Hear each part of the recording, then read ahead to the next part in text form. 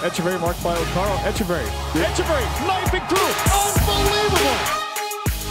Hi, I'm Andrew Wiebe of MLSsoccer.com and Extra Time Radio. We're here for the MLS Round Table presented by Target, and we are talking number 10s. Go back and check out part 1, in which we define the position, the inspiration these players bring to the field every single time they step on it. In part 2, it's all about the present, all about MLS right now, the current crop of number 10s, getting it done. And joining me for the discussion, Alejandro Moreno, longtime MLS forward and Venezuela international. Kyle Martino, MLS midfielder, former 10 himself, and now doing his thing for NBC Sports. You know the mustache, you know Sacha, Kljestan, one of the best playmakers in MLS today. And Matt Doyle, the armchair analyst, bringing nuance to the game on MLSsoccer.com every single week. Let's get right to it, guys. Who's the top playmaker, the top number 10 in MLS today? Alejandro, I'm going to kick it to you. I'm going to go with Diego Valeri. And I don't know whether you define him as a number 10. I don't know if he's a second striker. I don't know what he plays. But what I do know is that I'm starting a team. I want that guy on my group because I know he's going to provide a vision. He's going to provide quality in the ball. He's going to score goals. The guy knows how to play the game. He has a clear understanding of what his role is, whatever position that is, finding the spaces in the final third, and then being a presence in the box. Diego Valeri is my guy. I like what you said about Valeri. I don't know if he's actually a number 10 or if he's a second striker, but what he does is amazing. I think the other one for me would be Miguel Altamirano from Atlanta. He has a little something different. This guy has a change of pace on the ball, the way he sets up plays, but also the way he finishes plays this season. And I read some comments that the coaches have asked him to be more selfish this year. And he's got the most goals he's ever had in a career year for him. I like him a lot. He's very good. He's the most modern number 10. Altamirano starts inside, drifts out, swaps places with guys like Emil Assad and Hector Villalba and Gressel when he's in there. And they've got 3 or 4 guys who have double-digit assists. And that's all part of the high press that Atlanta plays. So who's your guy? The thinking is your guy. The press is the best playmaker. Right. The high press is the best number 10. And we see it at the highest levels with teams like Barcelona, who is the greatest player I've ever seen. But it comes from the system. And Messi will say it himself. The organization is the best playmaker that you can have on the field. And Altamirano, because of his ability to cover so much ground, and because his reactions are so good defensively, and he has the ability to play the final ball, he's just perfect for the system. So I agree with Sacha, but with that big caveat that it's not just about one guy. 2 Almiranos, 1 Valeri.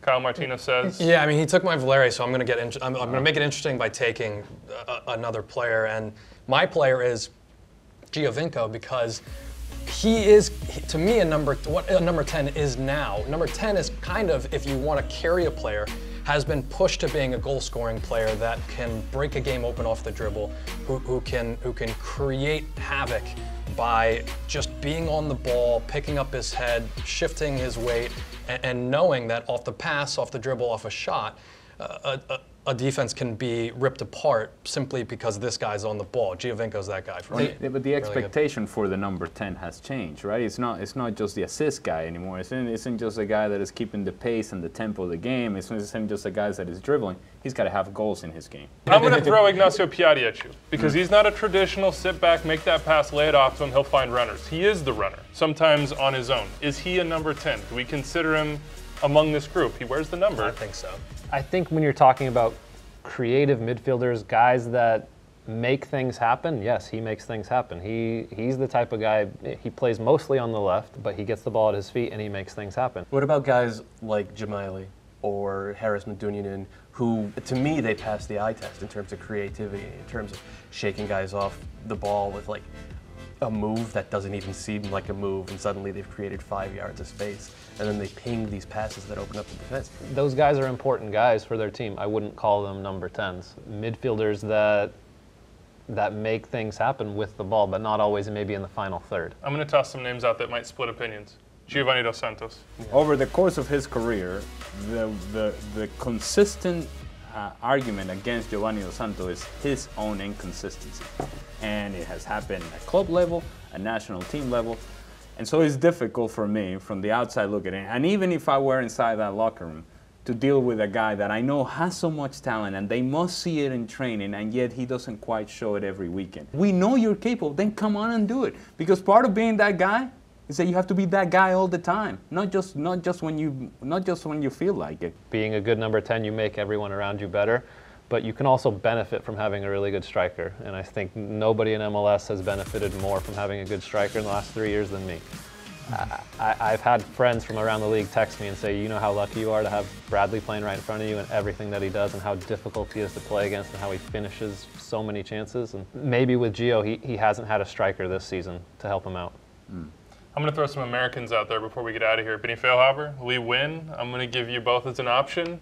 You got to take one. I mean, I think Lee Nguyen is more a traditional number 10 than Benny is. Lee can create for himself, can score goals, can bring people in part of his game more than Benny does. I see Benny as more of a sort of John O'Brien kind of deeper, great composure, got an amazing ability to create windows, to find things. I love both of them. I love watching both of them play. For Americans, we have this generation of number 10, Sacha, Benny, and Lee, all right around the same age. And I think it speaks to look, we all know what an Argentinian number 10 is. We all know what a German number 10 does. We saw Lothar Matthäus, and then there were 100 guys who were trying to be the next Lothar Matthäus. There's no blueprint in the US. So we have number 10s coming up who play a little different and don't fit into a box. And I don't think for either club or country, we have trusted players with creativity enough. Okay, it's time to wrap up part 2 of our MLS Roundtable presented by our good friends at Target. We are talking number 10s, but I want to know, who's the top number 10 in MLS for you? Let us know in the comments section below and stick with us as we go to part 3 where we celebrate all the number 10s who came before them.